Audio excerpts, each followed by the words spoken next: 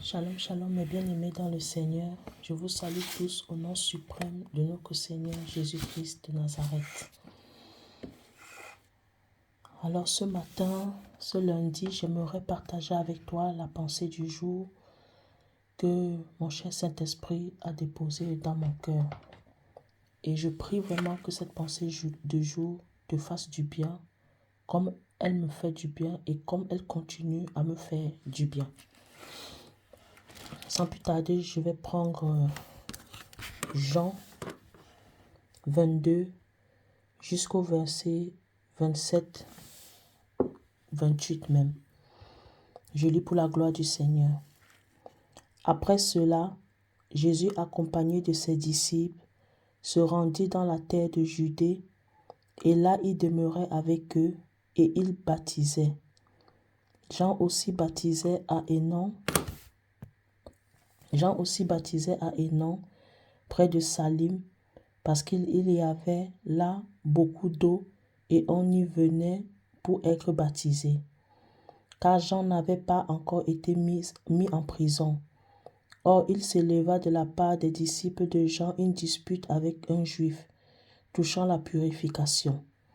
Il vint trouver Jean et lui dire, « Rabbi, celui qui était avec toi au-delà du Jourdain et à qui tu as rendu témoignage, voici il baptise et tous vont à lui. » Jean répondit, « Un homme ne peut recevoir que ce que lui a été donné du ciel. » Verset 28.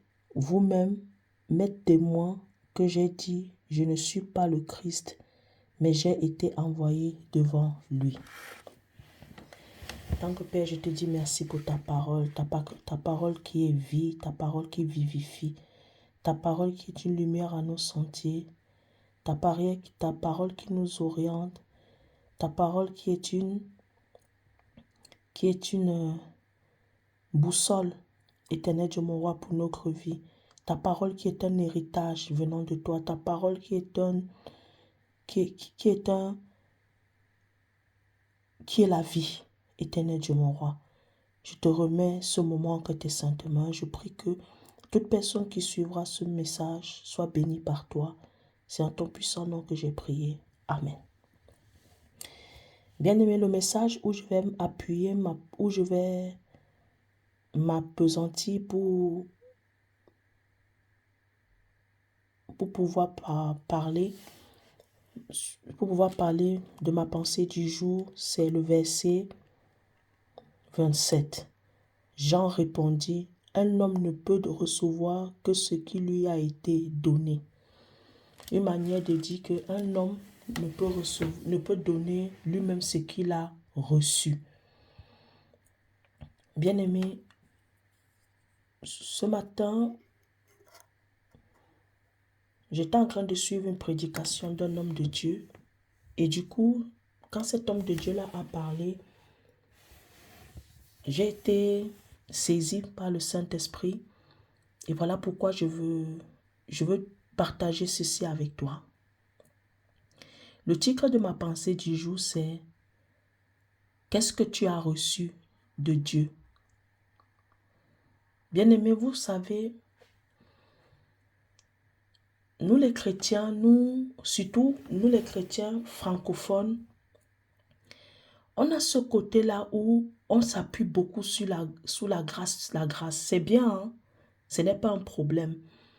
Mais vous voyez, en s'appuyant sur la dispensation de la grâce, certains chrétiens sont devenus des feignants, sont devenus des paresseux. Certains chrétiens sont devenus des personnes sans vision, sans principe. Ils ne savent pas où ils vont. Ils ne savent même pas qui ils sont. Ils se reposent sur quelque chose qui nous a été donné gratuitement, mais qui aura une fin. La grâce a eu un début, a une date de libération. La grâce a une date d'arrivée. Elle aura aussi une date de péremption. La fin de la grâce va bientôt finir. La fin de la grâce va bientôt finir. Je vais dire à une personne, tant que nous sommes encore dans la dispensation de la grâce, nous devons maximiser avec le Seigneur. Nous devons maximiser dans notre temps. La parole de Dieu dit, rachetez le temps car les jours sont mauvais. Aide-nous à mieux compter nos jours sur la terre. Bien-aimé, la grâce ne doit pas nous aveugler. La dispensation de la grâce ne doit pas nous rendre paresseux. La dispensation de la grâce ne doit pas nous rendre être des chrétiens qui sont là assis comme dans une salle d'attente, à attendre quelque chose.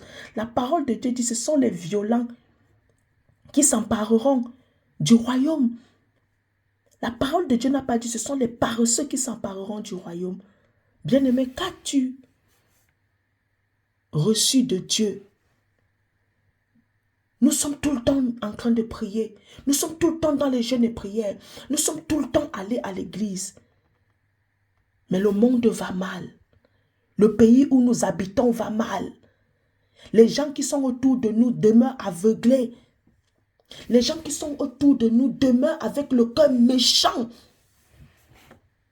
Nous n'avons aucun impact dans leur vie. Quand je parle de nous, c'est moi-même je suis dedans. Je ne me considère pas être parfaite ou bien être arrivée. Bien-aimé, moi pour ma part, je crois que le Seigneur Jésus-Christ, Dieu notre Père, en nous attirant à Jésus-Christ, son Fils, Dieu nous a donné les dons spirituels. Dieu nous a donné le fruit de l'Esprit et ses manifestations. Ce n'est pas pour que nous restons assis, en train de chauffer les bancs, mais c'est pour que nous puissions partager ce qu'on a reçu, donner à notre tour ce que nous avons reçu. Bien-aimé, ta mission, ce n'est pas de venir à l'église après rentrer chez toi. Ta mission, c'est qu'après d'être allé à l'église, c'est de manifester ce que tu as reçu. Et encore même mieux, je vais dire mieux. Ta mission, ce n'est pas de venir à l'église pour recevoir. Ta mission, ce n'est pas que de venir à l'église pour recevoir. Ta mission aussi, c'est de venir à l'église pour donner ce que tu as reçu de la part de Dieu. Parce que aller à l'église ne fait pas un tout, ne fait pas de toi être un chrétien. Le vrai chrétien, c'est quand on est dehors, hors du mur. Vous vous rappelez de l'histoire de la femme sunamite? Sunem, elle a dit quoi d'Élisée? Cet homme de dehors est un homme de Dieu, est un saint homme. Élisée n'était pas à l'église. Lorsque la femme Sunem a dit ça, il était dehors. Élisée avait le même comportement et a maximisé même encore plus le caractère de Jésus-Christ en dehors de l'église qu'à l'église. Élisée n'a pas fait du style, à l'église il est un saint et puis dehors il est quelqu'un d'autre. Élisée a gardé sa nature, son identité de chrétien. Il a même encore plus approfondi ça en dehors de l'église. Qu'as-tu reçu de Dieu? Qu'avons-nous reçu de Dieu? Tous les jours, c'est nous que nous plaignons. Nous allons à l'église. Dieu a mis tout à notre disposition. Bien-aimés, si nous ne parvenons pas, allons nous humilier devant le trône de la grâce. Humilions-nous. Déchirons nos cœurs et non nos vêtements devant le trône de la grâce. Disons à Dieu de nous capaciter. Disons-lui de nous capaciter. Il y en a beaucoup qui ont la volonté, qui ont le faire, qui ont le vouloir, pardon, mais ils n'ont pas le faire. Le faire, c'est être capable, la capacité d'oser, d'aller au front, de faire surgir, ressurgir ce que nous avons reçu, de donner à ceux qui n'en ont pas. L'apôtre Pierre a pu dire au paralytique qui était devant le temple, je n'ai ni or, ni argent, ce que j'ai, je te donne. Au nom de Jésus, lève-toi et marche.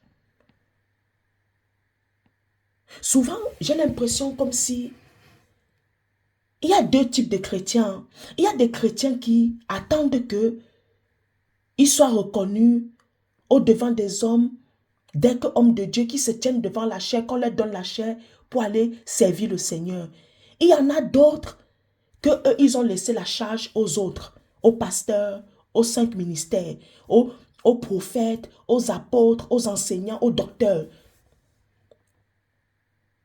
Il y a ceux qui sont des chrétiens, Dieu les a beaucoup donnés. Voilà pourquoi la parole de Dieu dit, à celui qu'on a beaucoup donné, on en demandera aussi beaucoup. Et la parole de Dieu dit même, si on t'a donné et que tu n'as rien fait, on notera même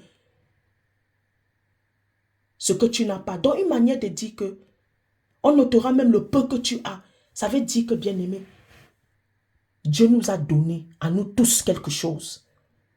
Nous sommes utiles pour le royaume de Dieu. Nous sommes utiles sur cette terre. Nous sommes utiles. Dieu nous a remplis, Dieu nous a équipés. Maintenant, demandons-lui la capacité d'aller au front. Demandons-lui la capacité, la volonté, la force, le courage d'aller plus loin. J'ai fait une série de pensées du jour où je parlais de Marthe et Marie. J'ai fait aussi une nuance avec la position de Marie. La position de Marie, c'est une bonne position. Elle était au pied du maître. Elle recevait les instructions, la pensée de Dieu, le cœur de Dieu, la volonté de Dieu. Mais après cela, Pierre, Jean et Jacques étaient auprès de Jésus, même pendant la transfiguration. C'étaient les disciples intimes de Jésus. Mais Jacques, Pierre et Jean ne se sont pas limités à rester qu'au pied du maître. Après, dès qu'ils restaient au pied du maître, ils sont allés et ils ont donné ce qu'ils ont reçu. Voilà pourquoi Jésus a pu dire à Pierre, pardon, le diable, Simon, Simon, Satan vous a réclamé afin de vous cribler, comme tu sais, de vous cribler.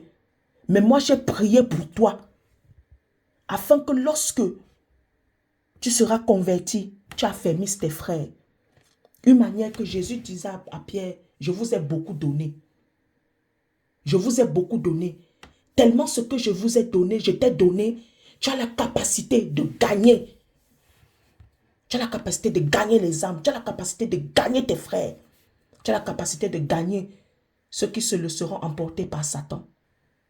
Bien-aimés, nous avons reçu, mais nous n'avons pas reçu pour rester chauffer les bancs dans l'église. Le vrai christianisme, le vrai chrétien, le vrai disciple de Jésus, ce n'est pas celui qui prêche dans l'église. Ce n'est pas celui qui fait qui remplit les stades forcément. Oui, il est disciple de Jésus. Mais l'authentique disciple, c'est celui-là qui n'a pas besoin que Dieu lui demande de faire. Lui-même d'abord, il sait qu'il a reçu. Et il sait au fond de lui qu'il doit donner. Tout enfant de Dieu a quelque chose à donner. Tu ne dois pas attendre qu'on te dise donne pour donner. Ici, je ne suis pas en train de parler d'argent. Ne confondons pas les choses. Je suis en train de parler de ce que Dieu t'a donné. Les dons spirituels. La parole qu'il faut pour une personne. Une parole d'encouragement, d'exhortation. Une parole d'encouragement. Dieu te l'a donné. Tu l'as. N'attends pas d'avoir un grand verset biblique ou la connaissance, la révélation d'un verset biblique pour aller prêcher. Même avec ton histoire. Tu peux donner à une personne ce que tu as reçu. Tu peux donner à une personne bien-aimée. Lève-toi. Lève-toi. Sors de cette vie de confort. Sors de cette vie de confort. Beaucoup de chrétiens ont peur de manifester ce qu'ils ont reçu de la part de Dieu à cause qu'ils ont peur du rejet. À cause qu'ils ont peur qu'on les critique. Ils ont peur qu'on les calomnie, on les médise, qu'on les persécute. Beaucoup ont peur de perdre leurs intérêts. Beaucoup ont peur de l'inconnu. Voilà pourquoi plusieurs d'entre nous, nous faisons semblant de parler un peu de Dieu, mais pas trop, de peur. On a même souvent peur même de déranger. La parole de Dieu nous dit que les moments soient favorables ou non, on doit enseigner, mais avec amour, avec sagesse, avec douceur, avec respect. Mais on doit enseigner. On doit censurer, on doit exhorter, on doit reprendre avec amour et douceur. Qu'est-ce que tu as reçu, bien-aimé? Qu'as-tu reçu de la part de Dieu? Et pourquoi tu ne veux pas le manifester? Dieu compte sur toi. Si Dieu t'a capacité, c'est parce qu'il sait. Si Dieu t'a donné ça, c'est parce qu'il sait qu'il t'a capacité. Il t'a équipé suffisamment pour aller manifester ce qu'il t'a donné. Il y a des gens qui n'attendent que toi. Il y a les gens qui n'attendent que toi. On dit que la parole de Dieu dit le Macédonien priait afin que Dieu envoie Paul pour aller à Macédoine pour prêcher la bonne nouvelle. Et Dieu a communiqué par un songe le besoin du Macédonien à Paul, à l'apôtre Paul. L'apôtre Paul a vu le Macédonien l'appeler, prier Dieu pour que Dieu puisse envoyer Paul. Et c'est là où Paul s'est levé, il allait en Macédonie et il a gagné les âmes là-bas. Peut-être qu'une collègue a besoin de toi. Peut-être qu'une collègue ne sait même pas que tu es chrétienne parce que tu as peur de ton identité. Tu es chrétienne seulement le dimanche. Tu es chrétienne seulement quand tu es à l'église. Peut-être que tu as quelque chose qui peut être une réponse à la solution, qui peut être une solution aux besoins de ta collègue. Mais comment elle saura? C'est comme l'eunuque éthiopien dans le désert avec Philippe, le diacre Philippe. Si le diacre Philippe n'était pas là pour expliquer à l'eunuque éthiopien ce qu'il était en train de lire, comment l'eunuque éthiopien allait se repentir, comment l'eunuque éthiopien allait être né de nouveau, allait donner son cœur à Jésus-Christ. Comment il allait être baptisé. Il y a tes collègues, il y a les gens qui sont autour de toi. Parce que tu refuses de manifester l'identité de Christ en toi. Tu refuses de révéler qui tu es réellement. Ces gens sont en train de mourir. Et pourtant, c'est toi qui détiens peut-être la solution à leurs problèmes. Peut-être c'est toi qui es la solution à leurs problèmes. Il n'y a pas de hasard avec Dieu. Réveille-toi.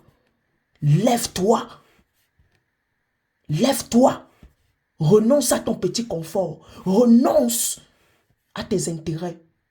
Mais mets les intérêts de Dieu en avant. Et mets les intérêts de Dieu en avant. Parce que tu as été mandaté. Tu as été capacité pour ça. Tu es ambassadeur du royaume de Dieu, de Christ. Alors bien-aimé, lève-toi. Et combat le bon combat de la foi. Combat le bon combat. Accomplis la volonté, le but de Dieu que Dieu a destiné que tu puisses accomplir sur cette terre avant de la quitter ou avant le retour de notre époux Jésus-Christ de Nazareth. Que Dieu te bénisse abondamment. Paix et grâce. Bonne journée dans la paix du Christ. Amen.